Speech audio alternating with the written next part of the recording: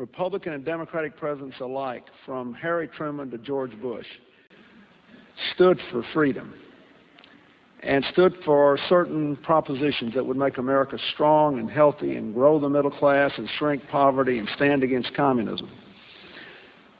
And after 1989, President Bush said, and it's a phrase that I often use myself, that we needed a new world order. You were both in Skull and Bones, the secret society.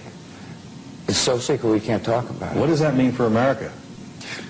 The conspiracy theorists are going to go I'm on. sure they are. I don't know. I haven't seen the web. Number 322? First of all, he's not the nominee. And, look, I look forward... Are you prepared to lose? No, I'm not going to lose. You both were members of Skull and Bones, a secret society at Yale. What does that tell us? Not much, because it's a secret.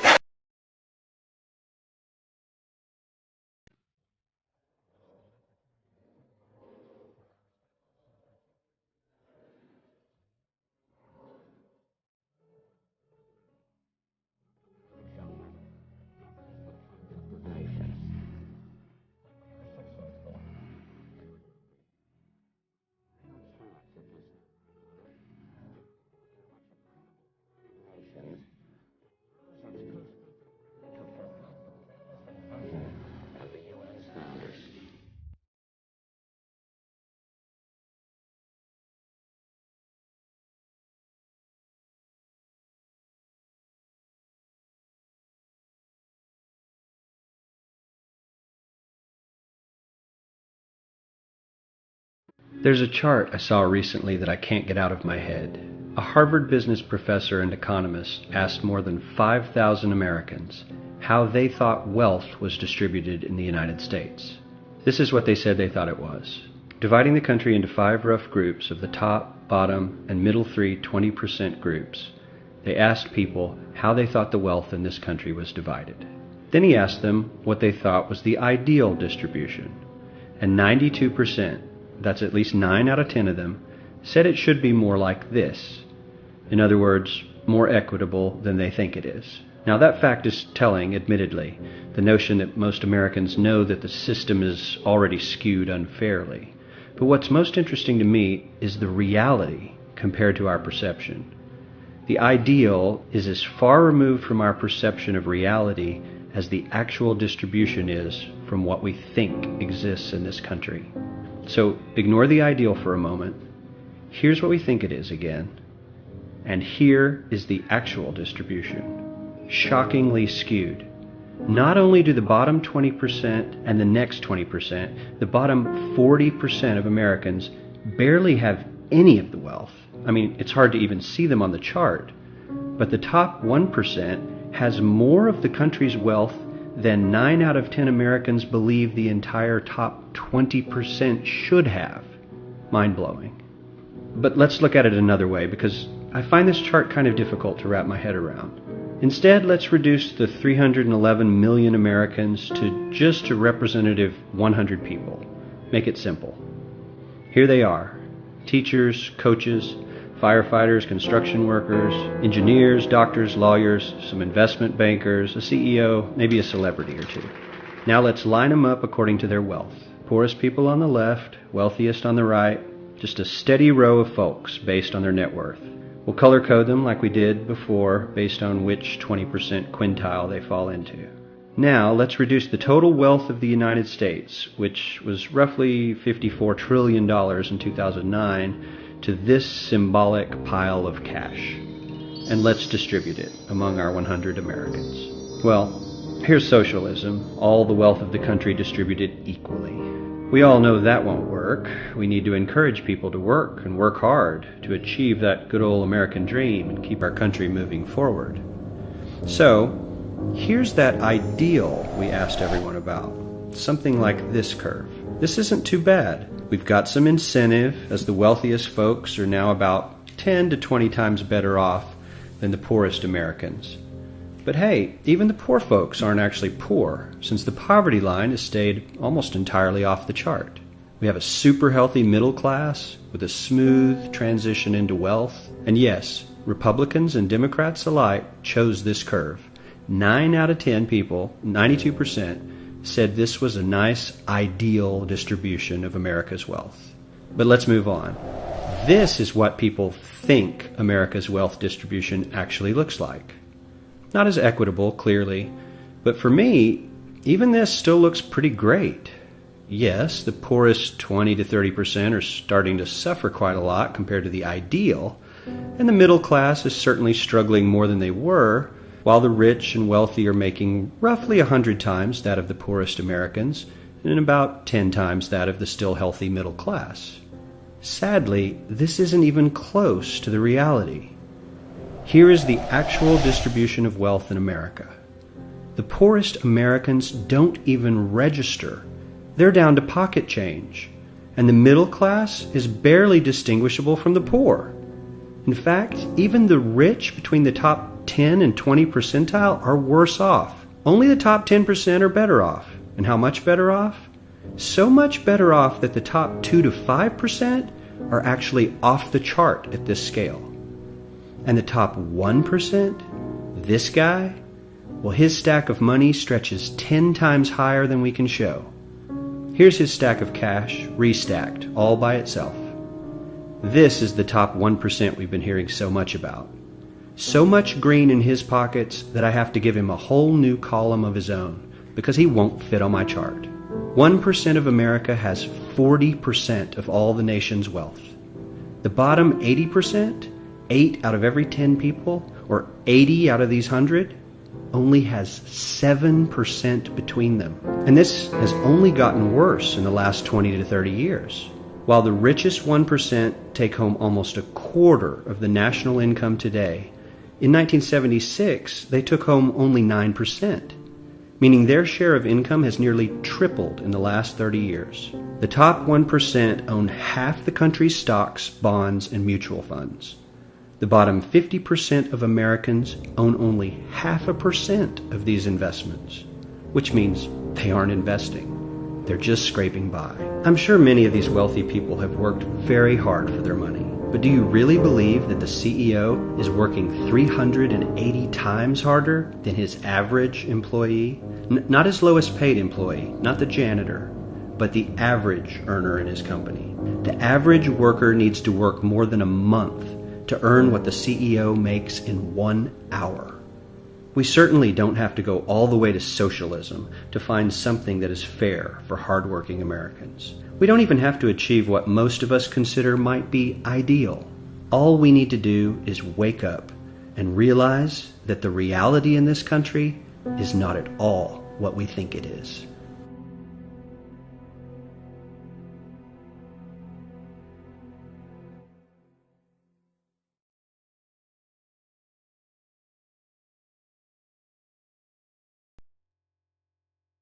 Every human on this planet is enslaved, whether they know it or not.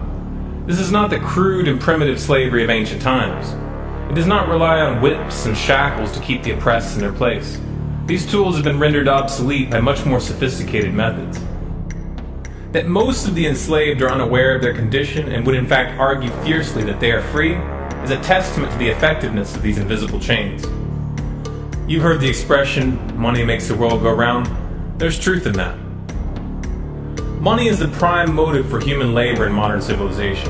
If you want food, shelter, and clothing, you must have money. And unless you're part of that tiny minority that has more money than they could ever spend in their lifetime, then you must work, beg, or steal for that money. That's why you get up in the morning and go to work, even if you hate your job. And that's why the specter of unemployment is more terrifying for most people than the prospect of spending 50 years of their life performing menial tasks within the confines of a fluorescent-lit cubicle. Of course, in Western countries, some are fortunate enough to have pulled away from the brink and do not live in fear that their basic needs will be met, at least for now. And yet they keep spinning the hamster wheel. Why is that? Could it be because money and the bling that it buys have become symbols of status and prestige?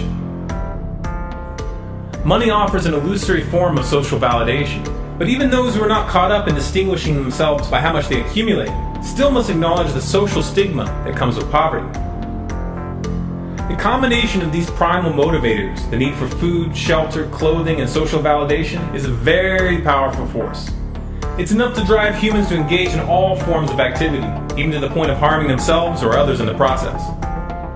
The accumulation of money is therefore an accumulation of social and psychological power, and those who control the creation of money control this power at its source. So who controls the creation of money? Well, in the case of the US dollar, it's not the government. This shouldn't be an earth-shattering revelation. The fact that the Federal Reserve is a private institution owned by a cartel of the world's most powerful banks is quickly becoming common knowledge. Even the mainstream media doesn't deny it at this point. However, the full extent of what this means is only clear when you understand how the banking system really works. And unfortunately, this isn't something we're taught in school. Once you have it explained to you in simple terms, you'll understand why. Every dollar in circulation is loaned into existence by a bank. The process begins with the Federal Reserve when they loan out money to the US government and to other entities. You've probably heard this talked about before, especially in regards to the interest rate on those loans, which the Federal Reserve raises and lowers depending on economic conditions. But what's never talked about in the mainstream is the fact that the Fed isn't actually loaning out money that they have. They are merely typing those dollars into existence on a computer. You may be inclined to believe that this money is based on some physical backing like gold, but you would be mistaken. The Federal Reserve hasn't owned any gold since the 1930s. The Federal Reserve does not own any gold at all. We have not owned gold since 1934. So we have not engaged in any gold swaps. When the Federal Reserve loans money to the US government gives the Federal Reserve government bonds in exchange. These bonds are simply written promises to pay back the money that was loaned to them with interest through taxation. So to be clear here, the government is taking out a loan from a bank that is creating that money out of thin air, and they're expecting you, the taxpayer, to cover that loan. The absurdity of this arrangement is even more obvious when you realize that up until 1913, the US government created its own money and had no need for a bank to play the part of a middleman. That new money loaned out by the Federal Reserve enters circulation through the banks, accumulates in the banks, and in the end, the banks end up holding all the cards. Not necessarily for the reasons you may imagine. Contrary to popular belief, the majority of money in circulation isn't actually created by the Federal Reserve, but rather by the ordinary banks that businesses and individuals use for their checking, savings, and mortgages. How is this possible?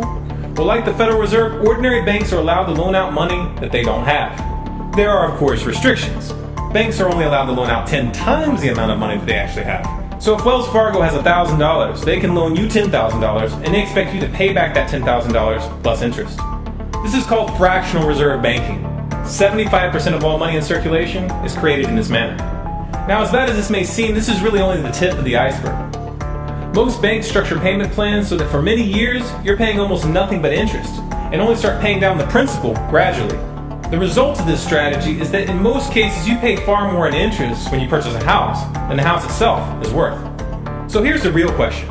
If all money is created through loans, where does the money come from to pay for the interest? Let's say we reset the system to zero, loan $1,000 into existence, and charge 7% interest. We now have a total of $1,000 in the system, but we owe $1,000 plus interest, and that's more. The interest ensures that there's always more debt than money in circulation, because the money to pay the interest doesn't exist. Never has, never will. This would be obvious if there was only one loan being issued to one person in this manner, but when performed on a global scale, the reality is hidden, and is transformed into a game of musical chairs where the person ending up without a seat faces bankruptcy and financial ruin. Because every dollar in existence is tied to a debt, this creates an unseen force that draws those dollars back to the banks, kind of like gravity attracts a physical object to Earth. The catch here is that it's the labor of the people that moves that money. Every hour that you work to pay back a loan or to keep the government from throwing you in jail over income taxes is an hour worked for the banks. The total receipts from personal income taxes just barely covers the interest on the national debt. And even the principal for that debt all ends up back in the hands of the banks. And remember, that bank created that money out of nothing. Once you understand that the money that banks loan out isn't actually an asset, but is in fact a piece of legal fiction, it should be clear that you're working for these banks for free. This is a cleverly disguised form of slavery. If you manage to pay your monthly payments, then you are a successful slave, and you are allowed to keep the material comforts that come with that status. But if for some reason you fail to make those monthly payments, then the bank or the IRS comes to take your house, your car, and anything else you have of value. And if somehow, even with this enormous financial advantage, the banks still get themselves into trouble, you, the taxpayer, will be forced to bail them out. No matter what, the banks win. To say the game is rigged is an understatement. You might be inclined to think that if you live outside the United States and you don't use dollars, then this situation has no bearing on your life. But you would be wrong. The dollar is both the world reserve currency and the only currency in which oil is sold on global markets. This is often referred to as the petrodollar status. This means that wherever you live, whether your country is an oil exporter or an oil importer, you are affected. If your country is an oil importer, then you are affected by the fact that in order to keep your country running, you have to acquire dollars. To acquire those dollars, you have to send goods and services to the United States or to someone else who did. Likewise, if your country is an oil exporter, you are affected by the fact that you send your oil to the US in exchange for this debt-based money. You are exchanging something of real and tangible value for digits on a screen. And if for some reason the leadership of your country grows tired of this arrangement and tries to pull off the dollar, you'll quickly find the United States military at your doorstep ready to open up a can of democracy on you. Iraq learned this the hard way when they switched their oil sales to euros in 2000, and Libya when they tried to organize a gold-based currency for Africa. Debt-based money is a masterpiece of social engineering, the ultimate tool of the ruling elite. Yet in reality, the whole thing is nothing more than a construct of belief. Our chains are the chains of the mind, and the path to freedom must also begin in the mind. If we want a better future for our children and grandchildren, then we must work right now to reach a critical mass of awakening. Why did the United States attack Libya, Iraq, Afghanistan, and Yemen? Why are U.S. operatives helping to destabilize Syria? And why is the United States government so intent on taking down Iran, in spite of the fact that Iran has not attacked any country since 1798? And what's next? What are we headed for? When you look at the current trajectory that we're on, it doesn't make any sense at all if you evaluate it based on what we're taught in school. And it doesn't make any sense if you base your worldview on the propaganda that the mainstream media tries to pass off as news. But it makes perfect sense once you know the real motives of the powers that be. In order to understand those motives, we first have to take a look at history. In 1945, the Bretton Woods Agreement established the dollar as the world reserve currency, which meant that international commodities were priced in dollars. The agreement, which gave the United States a distinct financial advantage, was made under the condition that those dollars would remain redeemable for gold at a consistent rate of $35 per ounce. The United States promised not to print very much money, but this was on the honor system, because the Federal Reserve refused to allow any audits or supervision of its printing presses. In the years leading up to 1970, expenditures in the Vietnam War made it clear to many countries that the U.S. was printing far more money than it had in gold. And in response, they began to ask for their gold back. This, of course, set off a rapid decline in the value of the dollar. The situation climaxed in 1971 when France attempted to withdraw its gold and Nixon refused. On August 15th, he made the following announcement. I have directed the Secretary of the Treasury to take the action necessary to defend the dollar against the speculators.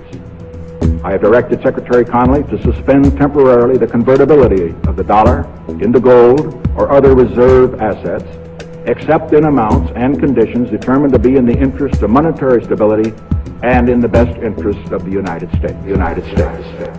This was obviously not a temporary suspension, as he claimed, but rather a permanent default. And for the rest of the world who had entrusted the United States with their gold, it was outright theft. In 1973, President Nixon asked King Faisal of Saudi Arabia to accept only U.S. dollars as payment for oil and to invest any excess profits in U.S. Treasury bonds, notes, and bills. In return, Nixon offered military protection for Saudi oil fields. The same offer was extended to each of the world's key oil-producing countries, and by 1975, every member of OPEC had agreed to only sell their oil in U.S. dollars. The act of moving the dollar off of gold and tying it to foreign oil instantly forced every oil-importing country in the world to start maintaining a constant supply of Federal Reserve paper. And in order to get that paper, they would have to send real physical goods to America. This was the birth of the petrodollar. Paper went out, everything America needed came in, and the United States got very, very rich as a result. It was the largest financial con in recorded history.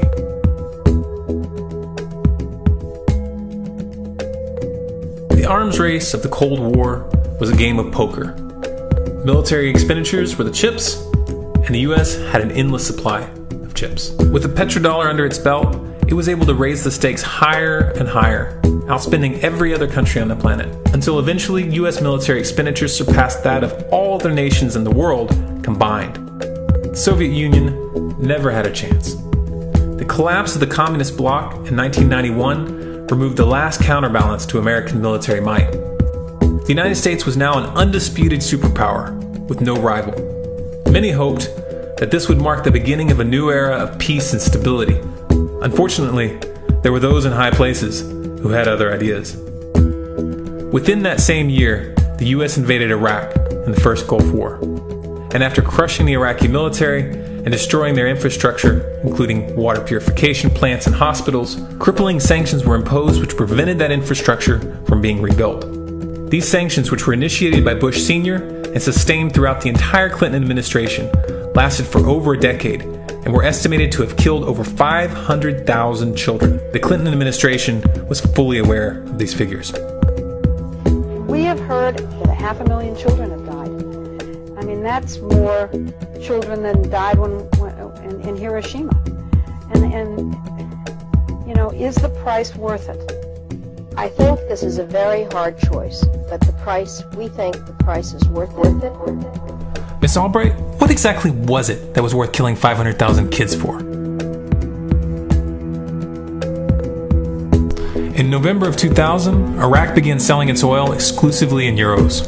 This was a direct attack on the dollar and on U.S. financial dominance, and it wasn't going to be tolerated.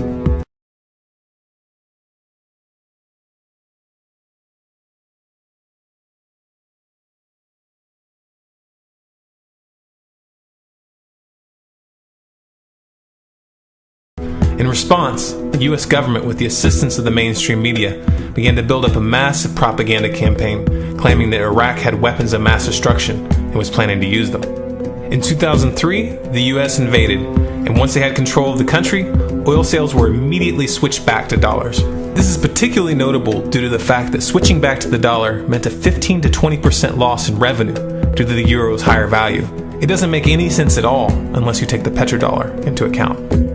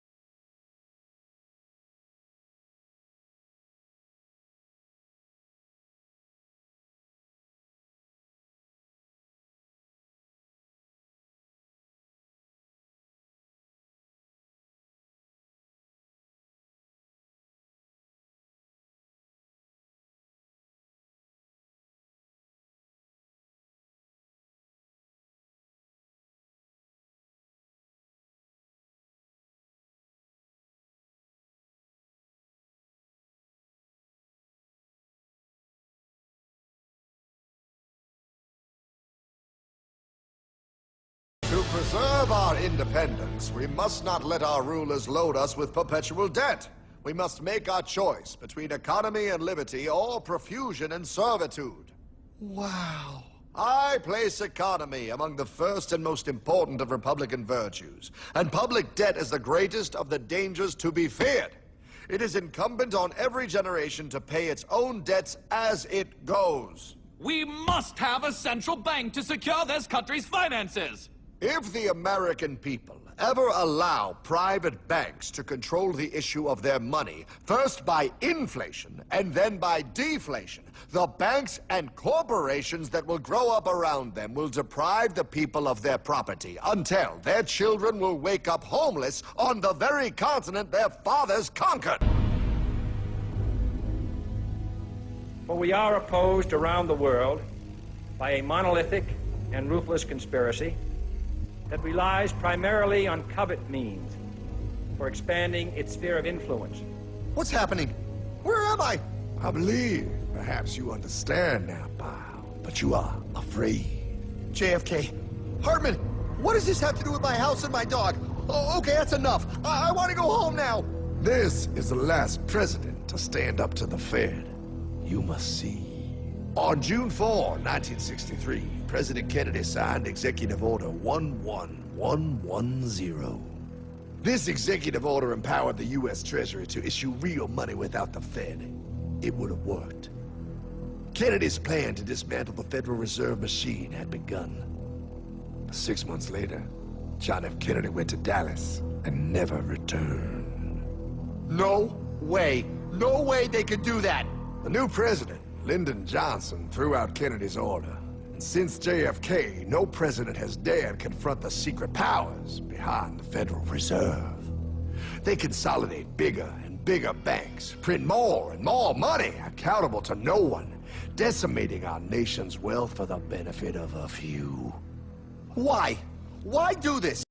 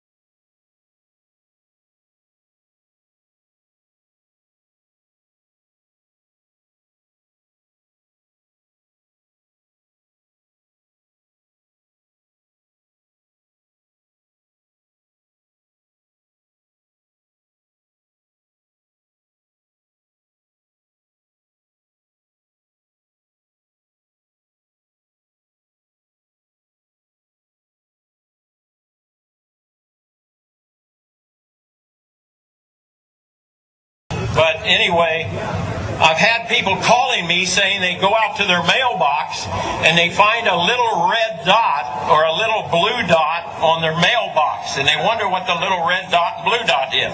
Well, it's marking your mailbox by the government, so when foreign troops come in here on us after martial law, if you have a red dot on your mailbox, they take you out immediately and shoot you right in the head. But if you have a blue dot, they take you to the FEMA camps being built by Halliburton right now to house 50 million Americans. They're building enough concentration camps in America by Halliburton that Cheney's getting rich off of, Vice President Cheney's getting rich off of, to put those with the blue dot on your mailbox in those concentration camps. Now, if you go out and you find a pink dot on your mailbox, that means that they believe you'll be a good slave and you're going to go along with the program and serve our international Antichrist masters. So watch for that dot.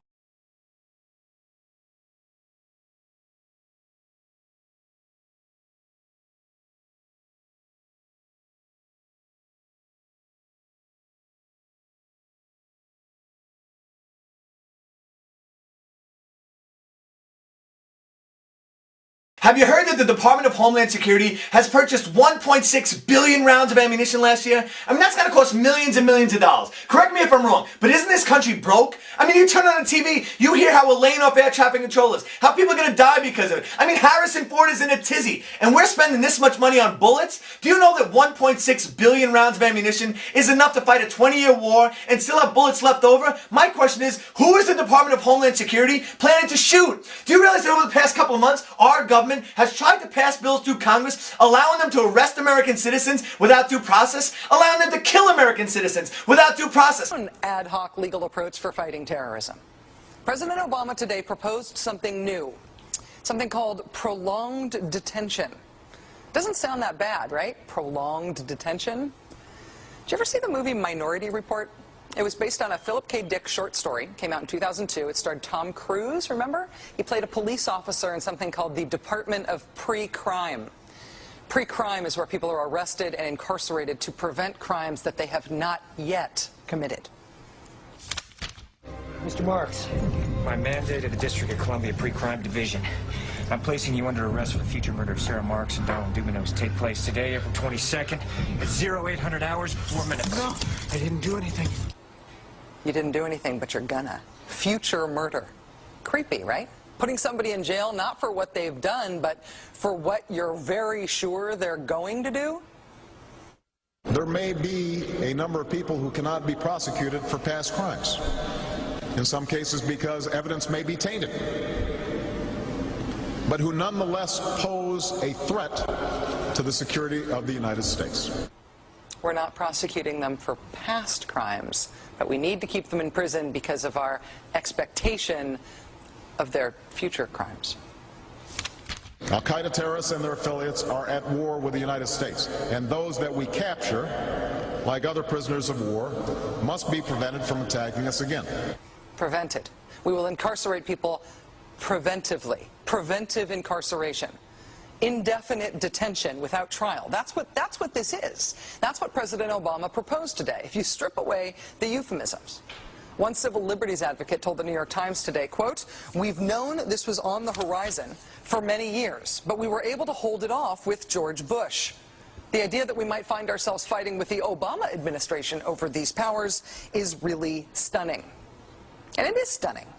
And it's got the 5 regions for the FEMA camps, and it talks about barricades and barbed wire and armed guards, and it says that they built the camps and that now they need to get ready to staff them, and that they need to be ready within a 72-hour period. And so I want to challenge everybody to call their friends and their families now and realize that the new economy is to put tens of millions of people, we already have the biggest prison population in the world, in this archipelago, this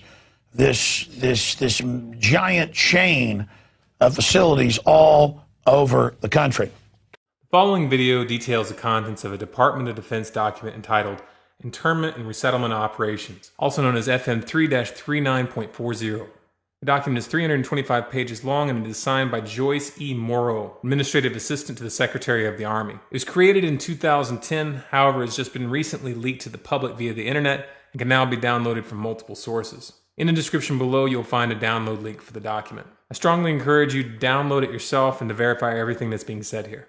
The document outlines military procedures for internment and resettlement of civilians, and it describes the layout and the administration of these internment camps. It clearly states on page 38 that it applies within U.S. territory, and it specifically addresses the detainment of U.S. citizens, as is indicated by the identification procedures for new prisoners on page 146, which states that social security numbers are to be recorded alongside their photograph and fingerprints.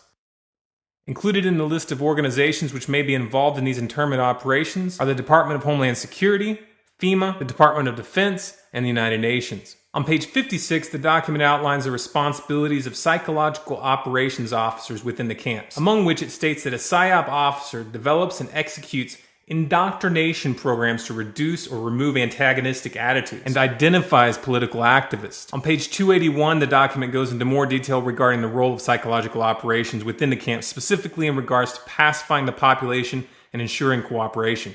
On page 238, it gives the conditions for the use of deadly force in such camps. Among the justifications for lethal force, it includes to terminate an active escape attempt. That point right there should make it clear that these camps are not benevolent disaster relief type facilities.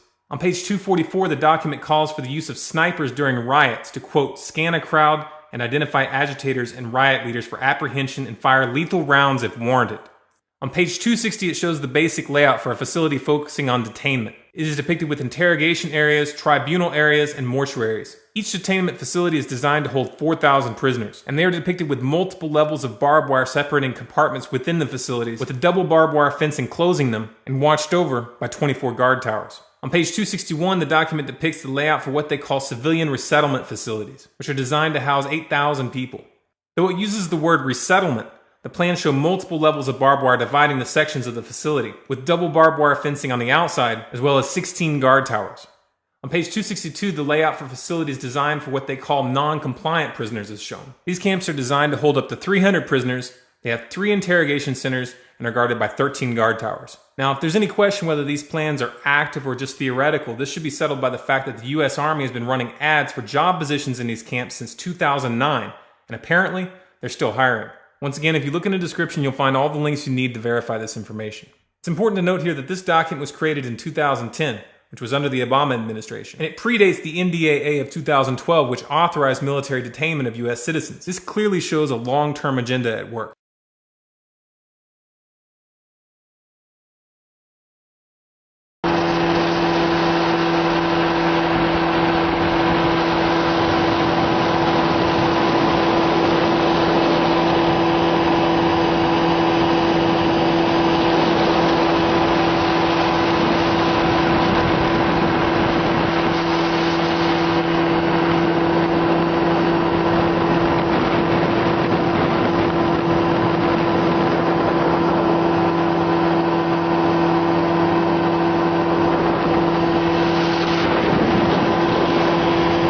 Listen to this, folks.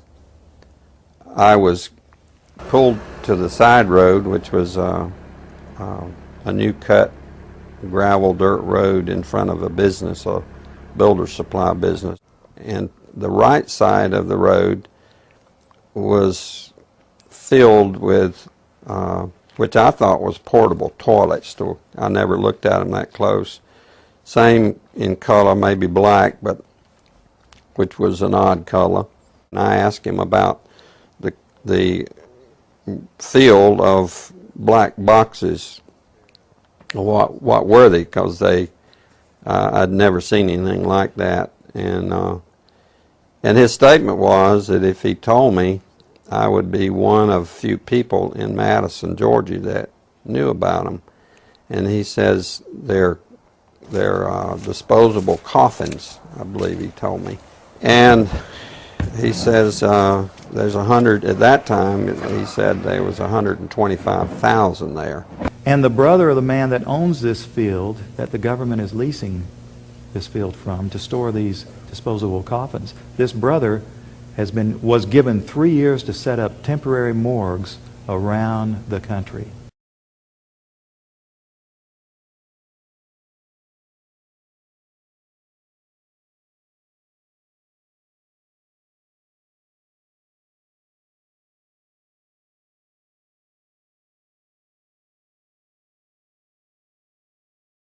We now have a policy, as exemplified by the FBI brochure on counterterrorism, which says people who are defenders of the U.S. Constitution against federal government and the UN, and make numerous references to the U.S. Constitution, should be monitored as potentially murderous and fanatical terrorists.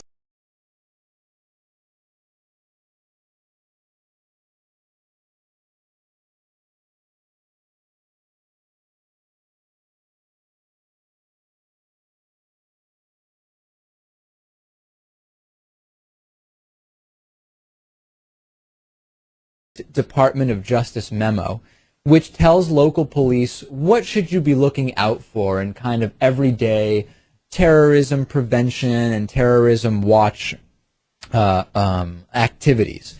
And one of the things that is considered a potential terrorist risk is individuals who harbor doubts about the official story regarding 9/11. The memo adds 9/11 official story skeptics to the growing list of targets.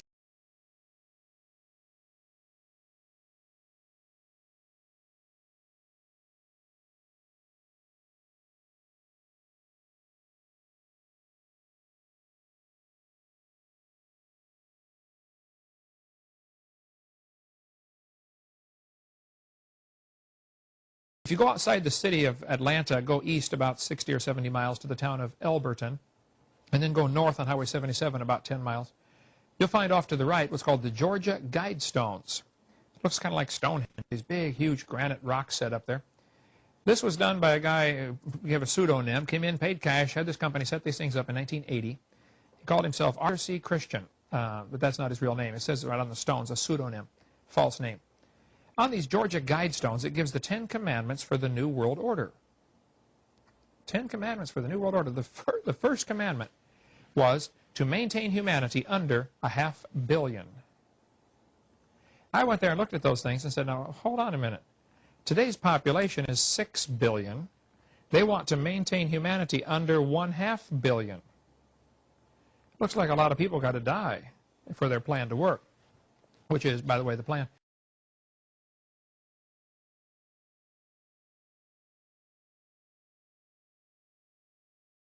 Jacques Cousteau said we'd have to eliminate 350,000 people a day. A third of a million people a day would have to be eliminated to save Mother Earth. Bill Clinton said we need to reduce the population of the Earth to 1 billion. There are a lot of folks who would like to reduce the population of the Earth. The Bible command is quite the opposite.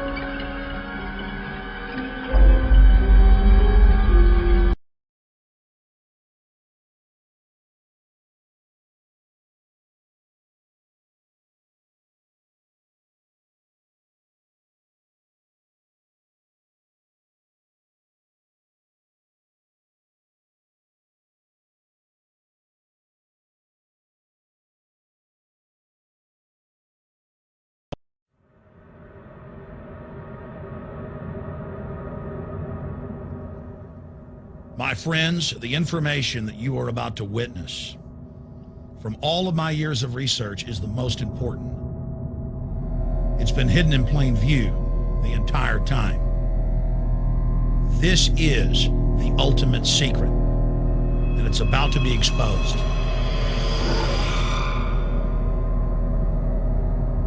I have hundreds of government documents, textbooks, white papers, where for over 80 years, the elite of the Western world have talked about adulterating food and water to sicken and sterilize the population for the purpose of eugenics. It's all covered in the book Eco-Science, written by the White House science czar John P. Holdren, where they talk about a planetary police state to carry out the forced sterilization. They also talk about covert systems in the water and food to sterilize the population. Now, this was written decades ago, before he was White House science czar. Now, suddenly, the stuff in this book is all over the news. They're selling it to the public as if it's a good thing. You see here before you what an average person would buy when they went shopping at the store. Not everything here is bad for you, but much of it has compounds and artificial chemicals that have been added that are extremely toxic and bad for your health. And they have known this the entire time, and they have approved them for use. Let's start with aspartame.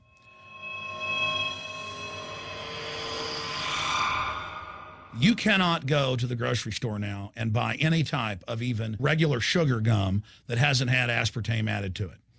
In the 1970s, Searle tried to get it approved, and they couldn't. It took them 3 separate times because in their own studies with monkeys, large portions of them that were fed it died and contracted cancer. Now we have mainstream news articles, and the EU has done a major study finding lower birth weights, early birth, and yes, miscarriages from women that drink aspartame-laden soft drinks like Coke Zero. What is aspartame? It is the fecal matter of the E. coli bacteria. They took it and genetically engineered it.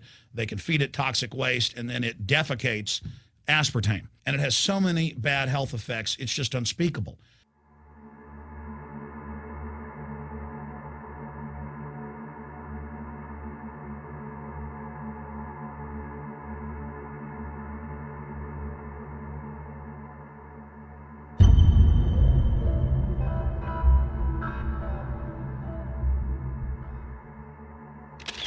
This is being done by design. It's also very, very addictive. But let's just go ahead and move away from aspartame and talk about McDonald's and chicken McNuggets. Now, I remember a decade ago or so reading health advisories claiming that a form of plastic that's used in silly putty, basically a type of silicone, was in the chicken McNuggets, but also in many other TV dinners and other foods. It is illegal in every other nation in the world to add these chemicals to the food, but it's not in the United States. The big secret is all of this was done by design by the FDA.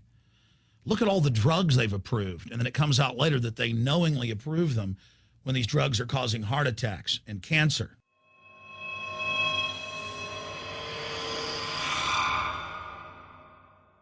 In the Nuremberg trials, it came out that the Nazis were adding sodium fluoride to the water supply in the labor camps and death camps to make the population more docile and controllable. There had been hundreds of university studies before Hitler even came to power. This is a form of forced medication. They admit that 1 part per million of sodium fluoride more than doubles the chance of bone cancer in boys and men. As the public became educated in the last few decades, the government and industry's response was to not just put it in water, but to start adding it to thousands of products like children's water that's mixed with their formula or with their cereal.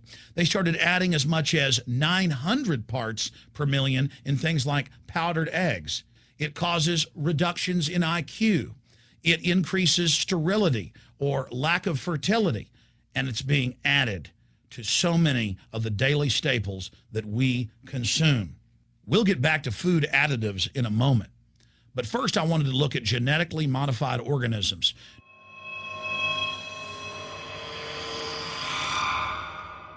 Did you know for many years the American people have been eating cloned beef and pork, and now they're expanding out into other forms of meat? Let's look at salmon first. Major university studies conclusively have proven that the type of genetically modified salmon that is actually a cross species, they've mixed other animal genes in with it, that when this fish is introduced with wild natural salmon, within 40 generations, all of the natural salmon are extinct. And the FDA approved this. And they're going to allow it to be released into the wild that isn't even a salmon. It is a cross-species chimera. It is a mixture like something out of the island of Dr. Moreau, something out of a nightmare.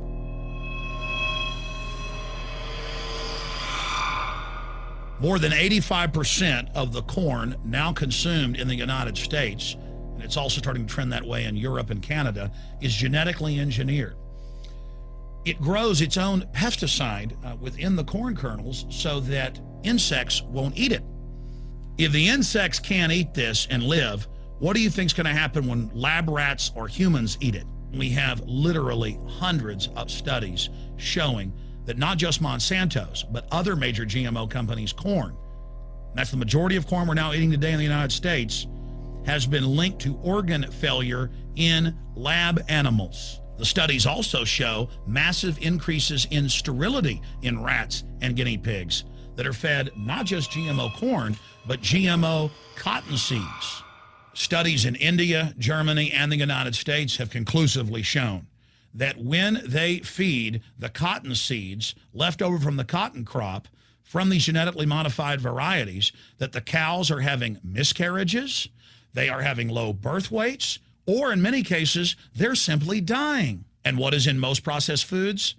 Genetically modified cottonseed oil. Major studies are also showing that genetically engineered crops are killing honeybees and monarch butterflies. But they don't stop there. Now they claim they're coming out with a genetically engineered mosquito that's malaria-proof that they're going to release into the open biosphere. The very genetic code of the planet is being butchered in a hostile corporate takeover.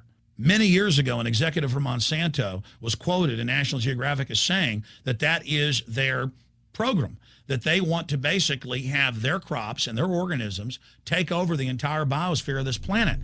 And the major genetic engineer companies have focused mainly on 8 major food crops. Now they're expanding out into hundreds and hundreds and hundreds of other plants, literally changing the genetic code of the planet. This is a genetic dictatorship. This is genetic vandalism. And that's why the Rockefellers, the United Nations, and others have built these giant armored seed vaults all over the world, not just at the Arctic Circle. And they admit they're doing it in case all of this gets out of hand, that they'll have a type of Noah's Ark. So all these fake environmental groups, they never complain about this. They never talk about true environmental degradation. They want to put a tax on carbon dioxide that humans exhale, that plants respirate from and carry out photosynthesis with, as a way to shut down industrial society and control every facet of our lives. That's the big secret. This is a population reduction program. It is an epidemic. The sperm count has dropped in the Western world exponentially. Even the government has been predicting within another generation, almost everyone is going to be sterile. This is the globalist religion. This is their philosophy. They want the planet for themselves. The UN has said that their stated plan is an 80% population reduction. You've heard Ted Turner call us useless eaters and feeders and say that 80% of us need to be killed. You've heard Prince Philip say he wants to come back as a virus to kill the majority of the world population. Dr. Eric Pianka, Peter Singer, it's all over the news where they tell us that we should only have one child because more than one is bad for the environment and that the recession is good for lowering our carbon footprint. This is the big secret. We live in a scientific dictatorship, and the United States and England are the epicenter of this, and it's expanding worldwide. Remember all the secret testing, all the secret sterilization that went on in the United States and Europe. Remember what Hitler did. He learned all of that from the eugenicist and the Rockefeller family in the United States. This is a culture of death being pushed on you and your family. And even if you think the world is overpopulated, you need to understand that you're being targeted by this as well. Targeted by design. Recombinant bovine growth hormone in your milk, making 8-year-old girls go into puberty when they should be going into puberty at 12 or 13. Silicone in chicken McNuggets and hundreds of other processed foods. Aspartame, that is the feces of genetically engineered bacteria that has incredible health problems that have been proven. Think for yourself. It goes on and on. ABC News, this goes back 4 years ago. Viral meat spray, advancing food safety. They spray a live virus on the meat to supposedly kill the bacteria. This is a live vaccine they spray on most of the meat you're consuming that you're buying from the store. It gets even worse. The petroleum distillates, or toxic waste that's left over from petroleum refineries that refine oil into gasoline, they take these tens of millions of pounds of toxic waste that's left over, the fluoride, the mercury, the lead, and they dump it on crops as supposed fertilizer. And what do crops like tomatoes and corn and potatoes do? They pull in all of those toxins out of the ground. In fact, scientists for many years have used plants to actually detoxify areas that have been contaminated. And those plants are pulling all of this up, and then you are eating it. That's why the Washington Post reported in January of 2008 that a major study found that nearly a third of the 55 popular brand name foods and beverage products were filled with mercury. Despite the fact that the people of Europe for over 20 years have fought off all the genetically modified wheat and corn and other crops being planted in their nation, now the EU is buckled and is accepting it.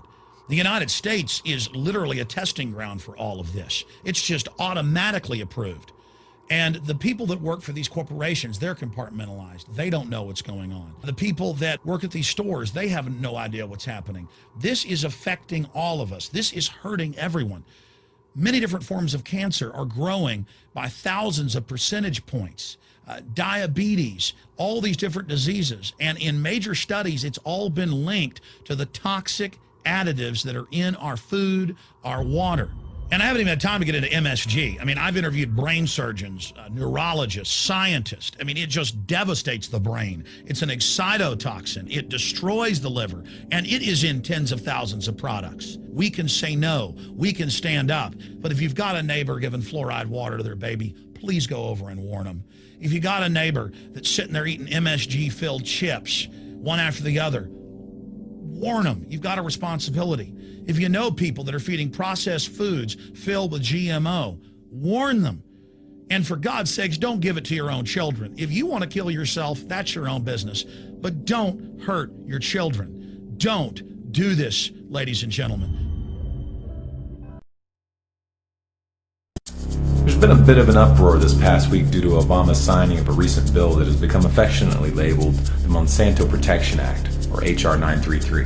So much so that it's led Senator Barbara Mikulski to publicly apologize for letting the provisions slip through. However, this is really only a small part of a much bigger pattern of corruption and collusion between Monsanto and the U.S. government.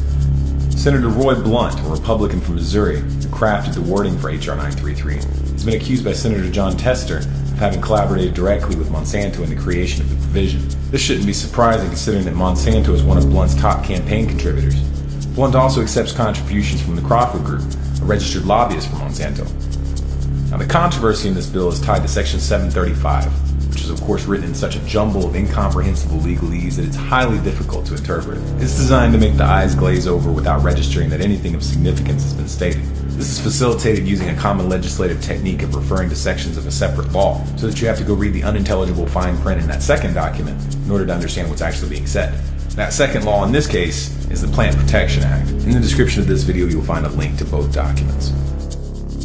Now, what Section 735 of H.R. 933 states is that if a plant is determined to be a biological pest and is therefore brought under regulation and restrictions which prevent it from being planted or transported within the U.S., the Secretary of Agriculture shall immediately grant a temporary permit or deregulation to any farmer, farm operator, or producer that requests it, regardless of what any other laws or courts may order.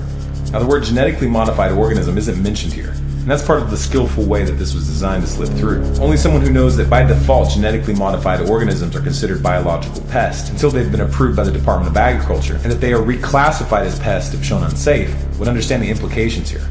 To distill this down to one sentence, if a farmer wants to grow a genetically modified plant that's been outlawed because it's been found to be harmful to the environment or human health, all they need to do is contact the Secretary of Agriculture, and they will be immediately issued a permit to cultivate these plants. Essentially, it makes it impossible to stop a genetically modified plant from being used in the United States, regardless of any laws or rulings that are made to outlaw them.